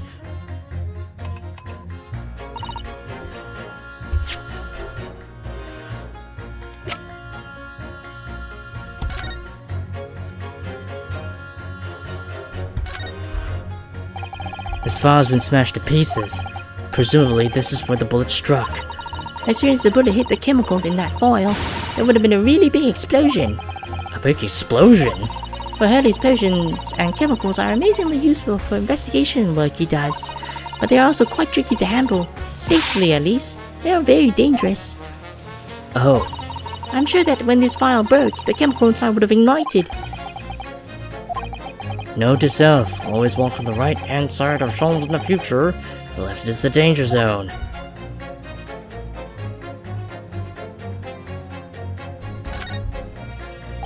Oh look, there's a hole here at the back. Doesn't look like much of a bullet hole, but clearly something ripped through this leather with great force. Something must have pierced it somehow to left this hole behind. Yes, it looks that way. Mr. Sholmes and his pouch both took a beating, didn't they?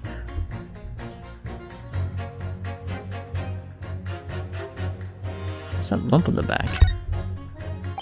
Oh look, there's a hole here at the back. Doesn't look like much of a bullet. Oh yes, same thing.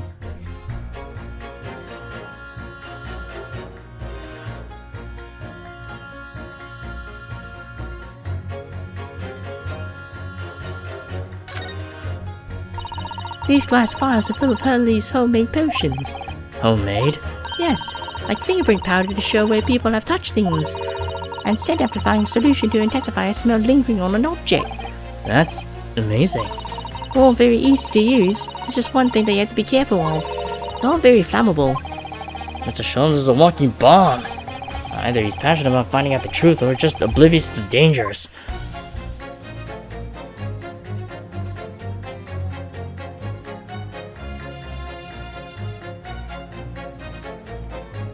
Oh, there's the bullet hole. It's really scorched badly just here. Oh, the strap is broken. Look. This must be where the bullet hit then. Let me see. Oh, there's the bullet. Found it. Wait, the bullet's still there. What the? Iris, look!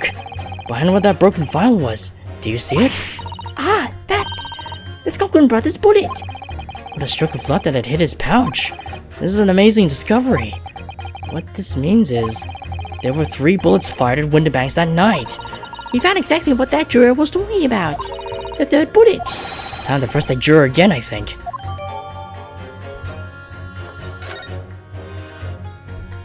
And there we go. Vital piece of evidence.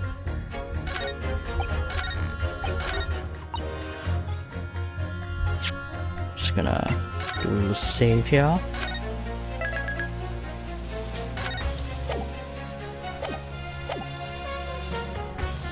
Hold it!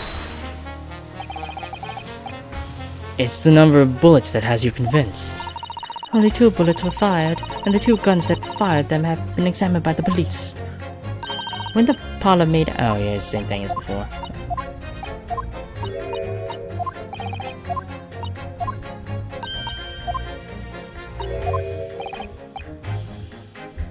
I can prove it.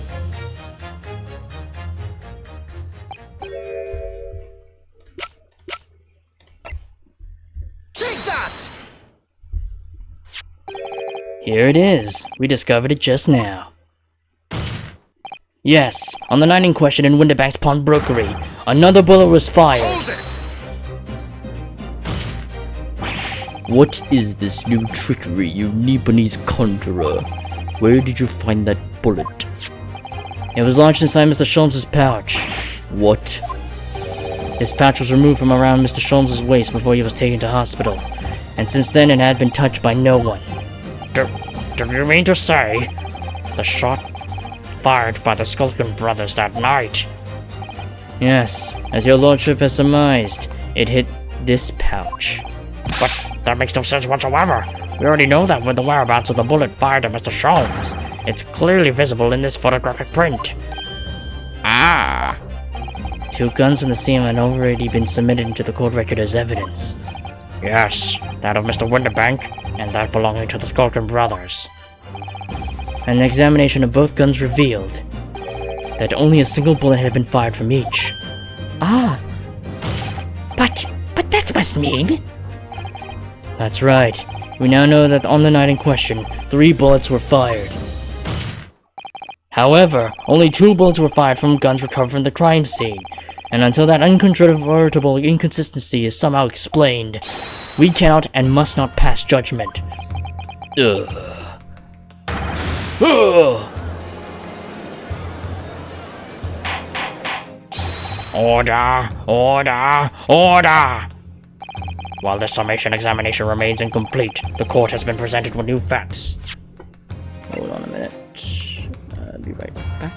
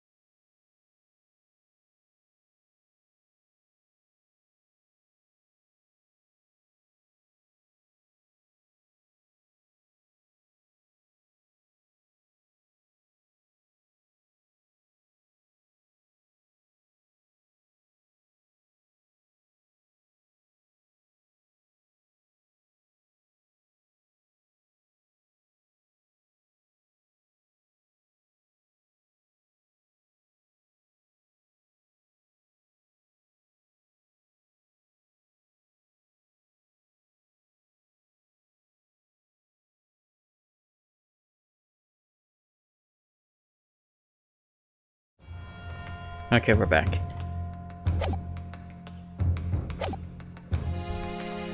While this summation examination remains incomplete, the court has been presented with new facts. Facts that would appear to shake the very foundations upon which the case against the defendant has been built. As it is my prerogative in this situation, I hereby temporarily suspend the summation examination. By Jupiter! What? Bailiff, bring the witnesses back to the stand at once. Oh, that's the first time the judge has intervened like this.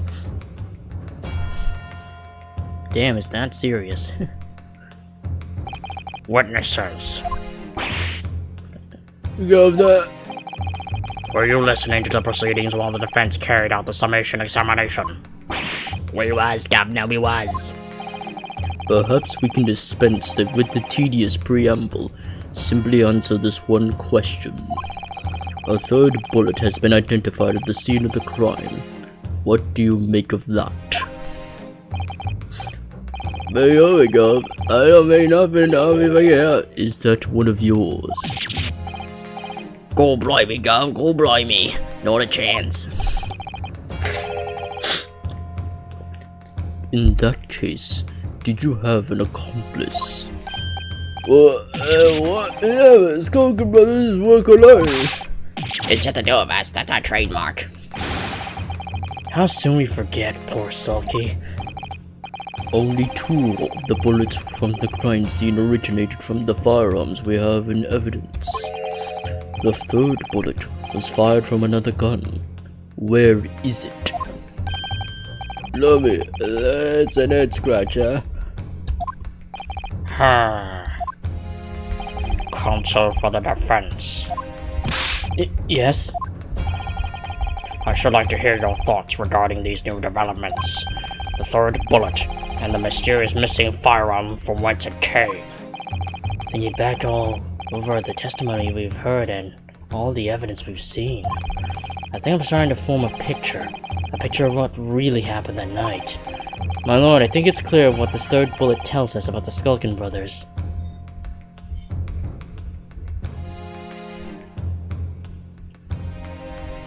Well, I mean, yeah, they said, oh yeah, they mentioned a he. So, yeah, they had a fucking secret accomplice. There was a third person on the scene. Just to make sure. So I don't have to start from way back. On that night at the Winterbanks Pawnbrokery, the brothers must have been working with a third man. The witnesses are clearly doing their best to cover up the existence of this accomplice. But the evidence all points to the fact that there was someone else present, someone carrying a gun. Objection!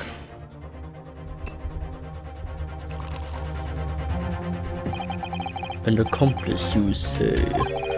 Pixwell.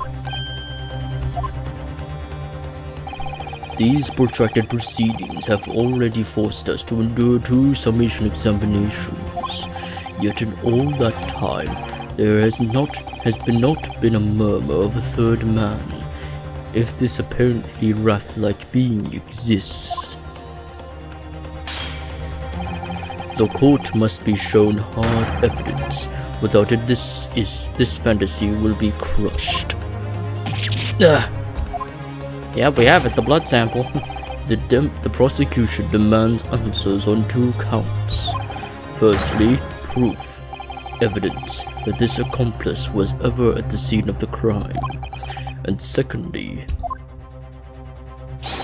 the identity of this spurious character. The Skulkins are lying, I know that. But how can I ascertain the identity of the person they're hiding? Well, counsel, I'm supposed to prove the existence of this accomplice and reveal the person's identity even. In response to the prosecution's demands, my lord, the defense is...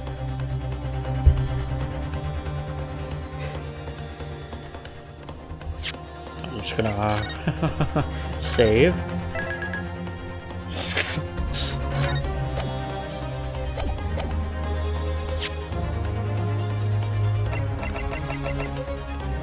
where's the people? There it is. Yeah. This guy must be there, but we don't know his fucking name! We only got a fake name.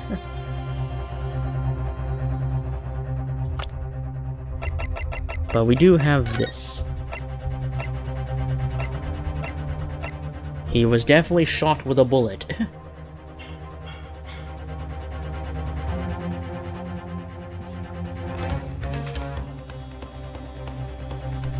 So wait, yeah, another person was shot. I mean, I could present the evidence. The defense is ready. I believe I can provide all the answers the prosecution demands. So, my dear police friend, despite the swimming eyes, you seem to think that you have something to say. This promises to be interesting. I have to push forward now. There's no other option. I need to use every single piece of evidence available to me if that will make a difference. In that case, counsel, I would ask you to present the evidence without delay. On the night in question, in the moments leading up to the death of the victim, what proof do you have that there was a third intruder present at the scene? The blood sample. Take that! The evidence is right here, in this portfolio. By Jove, that portfolio again, is it? Do you expect the court to rifle through your papers itself? Be more specific. You claim one of those blood samples proves the presence of this third intruder. Well, which one is it? Oh man, it's gonna be kind of hard, because... Do I present this one, or do I present this one?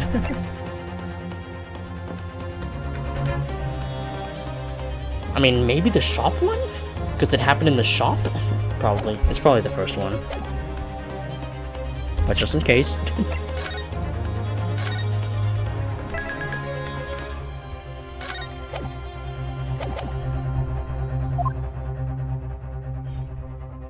Take that!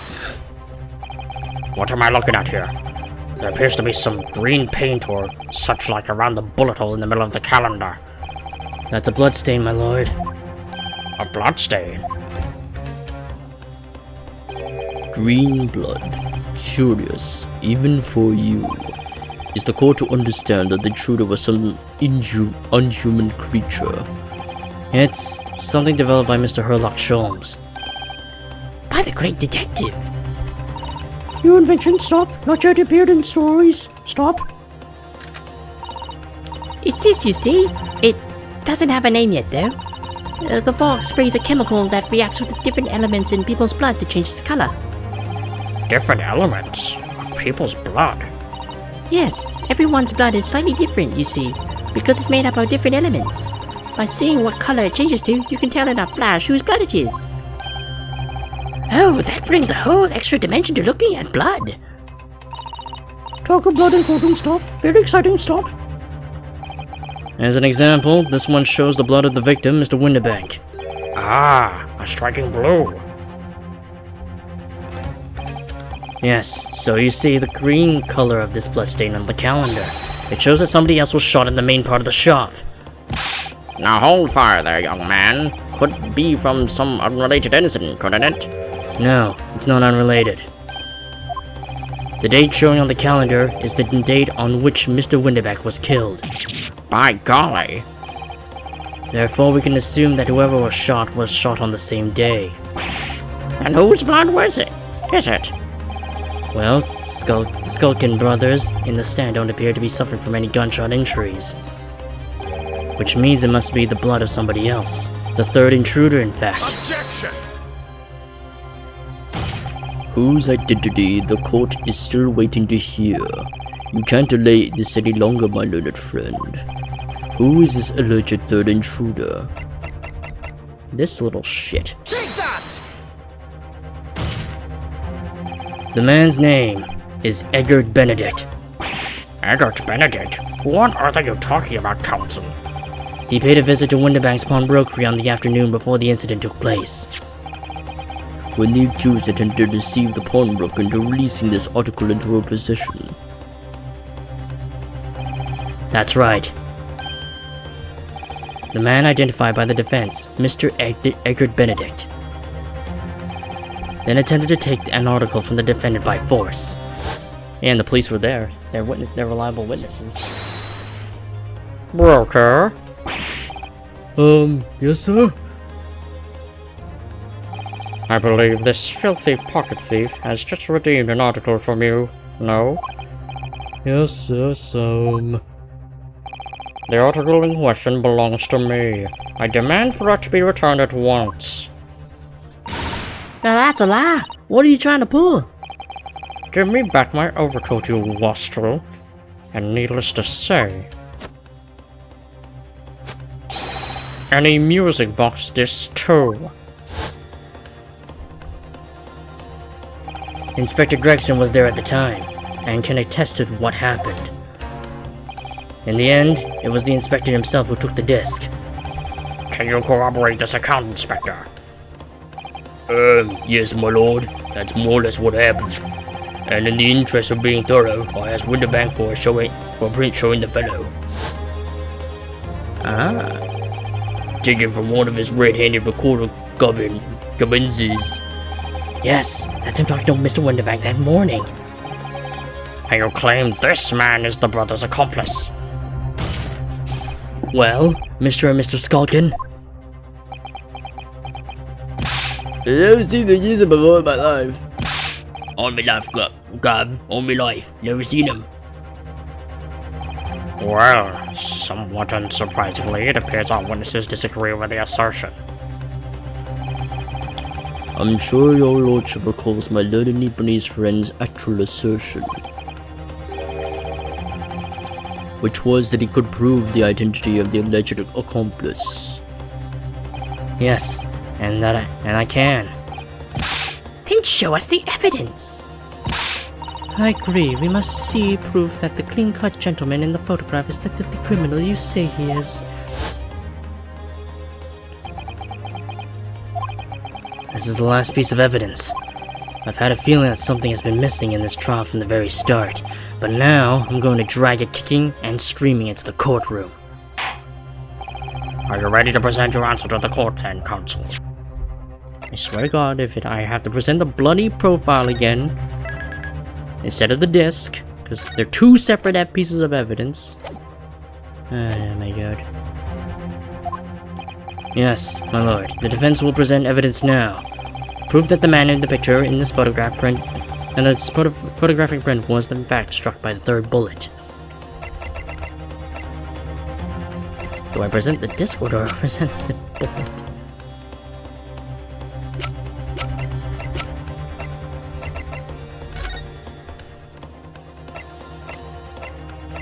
Oops. Yeah, because it just shows it right here. Do I just present it again?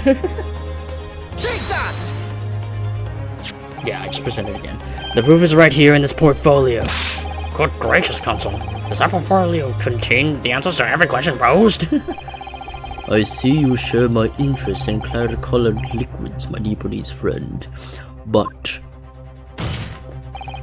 enough. The court demands to see further evidence. Which blood sample proves the man you identified was the one shot by the third bullet at the scene of the crime? This one. As I mentioned before, on the afternoon of the day in question, the defendant attempted, deceitfully, admittedly, to reclaim this disc from Winterbanks. Which is when the aforementioned Egbert Benedict appeared on the scene, I believe. This man then attempted to purloin the article from the defendant's possession, no? That's correct, my lord. I myself was present at the time. It was following this and that a minor incident occurred. But of course, sir, here's the disc for you.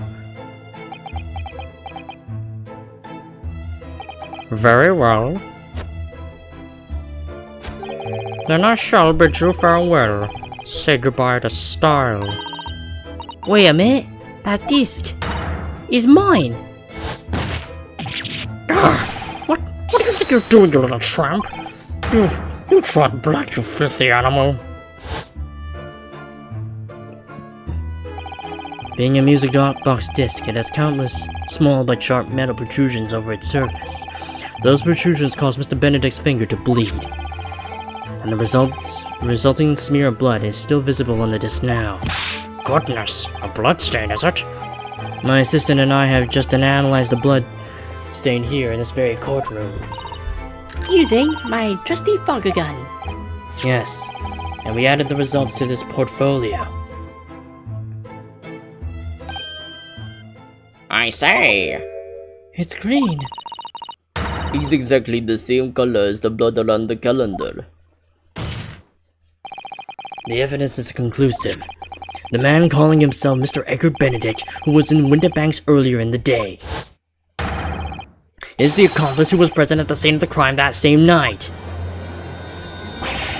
So there was somebody else there. Look at the two brothers now with their sweaty buckets. Oi, what you lot talking about? It's boiling here. My lord, it is the opinion of the defense that Mr. Edgar Benedict should be summoned to the courtroom to testify.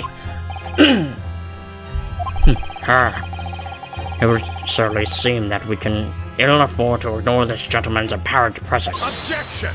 We don't even know his fucking name. This has gone on long enough now. This flagrant ignorance of the mechanics of law. Sherlock Holmes, you say? Yes, I've heard of that name.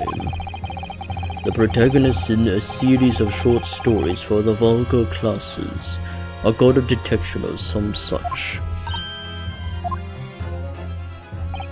And now you employ chemical substances devised by this fantastical persona in the highest court in the land. Do you expect us to take you seriously? The samples made by this plaything are not fit to be called evidence. I mean, yeah, he's got a point there. So the bloodstain turned a shade of green. What of it? Here's to you successfully proving that no other blood in the world will turn the same color. Well. And pray, do not even think of suggesting that we should take Mr. Sholmes' word for it. Is he right? Is Mr. Sholmes calling us a load of rubbish? I don't know, I mean, he's a great detective. What are you talking about? We can't let him get away with that. I knew it would come to this. Of course, Mr. Sholmes' invention isn't going to be recognized by any official body. But what other choice did I have? I'm just remembering what Father Christmas over there said before. About how he was temporarily suspending the summation examination. Ah, In other words, the examination isn't over yet, is it? Good grief. What did you just say, young girl? And in the summation examination, the decision as to whether or not the trial continues is in the hands of the 6 jurors, isn't it?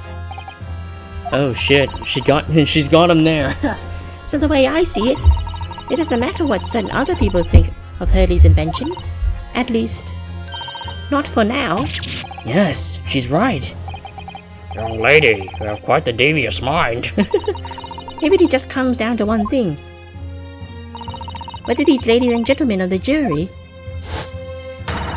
are convinced by what you say, Runo. Is that about right, would you say? Or did I misunderstand something? Unbelievable. Mr. Sholmes' partner is a force to be reckoned with. Iris Wilson, sharpshooter. After that shrewd precis of the situation from an entirely unexpected source, it must be acknowledged that the previous summation examination has yet to reach its conclusion. This is absurd. Ladies and gentlemen of the jury, the court now looks to you for your final leanings in this matter. As proud citizens of Her Majesty's Britain, I'm sure you will come to fair and just conclusions. Yeah, so it's up to them whether or not we use this evidence as a valid means to drag that sorry ass of a gentleman into court. So then, state your final decisions in turn, please. Not guilty. Not guilty. Not guilty. Guilty. Guilty! Oh. Not guilty. Oh, it's actually pretty divided this time. Ooh, okay, so it's not unanimous. 2 call guilty and 4 call not guilty.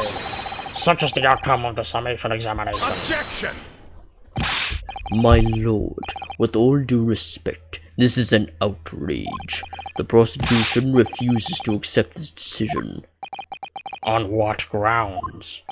If these jurors are persuaded by some half-baked concoction devised by a pretender to real police work, then they are too ignorant to be trusted with the judgment of anyone's guilt. I'm sorry, Lord Van Zieks, but the outcome of the summation examination cannot be ignored. This trial will continue. Ugh. Ugh.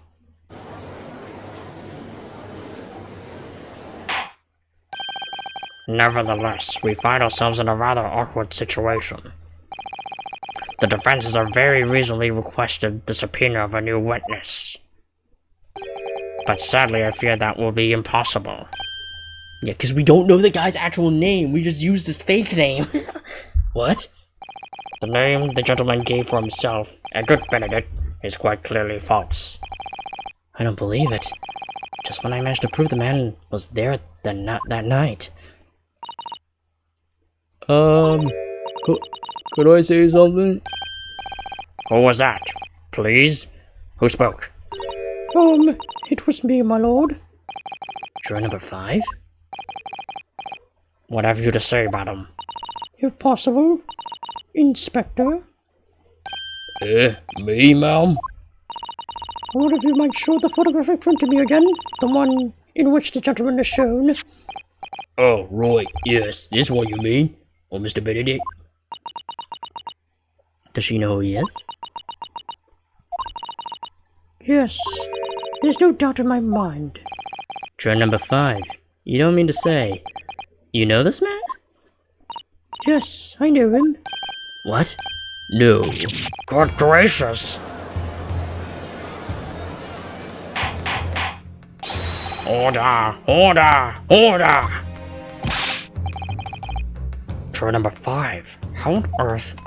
I am a communications officer. Stop. As we can clearly see... The gentleman in the photograph is... Stop. Also a communications officer. Stop. He works in my office. Stop. Oh, he's a colleague. A very talented operator, in fact. Stop. He should be in the communication station now. Stop. Tapping away on the telegraph. Stop. This doesn't seem right somehow. I can't put my finger on why, but it doesn't feel right. I suppose we all imagine the accomplice would be some sort of hardened criminal. It's a bit unexpected to find that he has a respectable job by day, whatever he gets up at night. Yes, I suppose that's it. I suppose that's why I felt something was wrong. If the gentleman is at London's communication station, we should be able to subpoena him within the hour. Lord Van Zieks, if you please. Yes, my lord. Make the necessary arrangements with all haste. As your lordship bids. The court will recess for 1 hour. When the new witness arrives, we shall reconvene to hear the gentleman's testimony. Inspector Gregson. Yes, my lord. I should like to hear from you specifically about events at the pawnbrokery on the day in question. Come to my chambers during the recess. Yes, sir, my lord.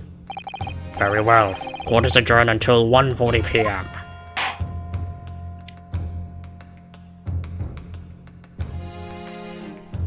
To be continued.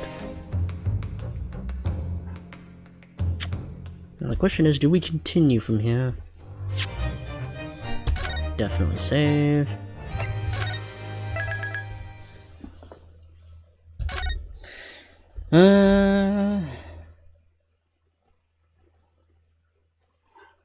Well, I know it's gonna be a long-ass trial. That's usually the case for final cases in each game. We'll call it here. Let the suspense ride our minds, and farewell for now.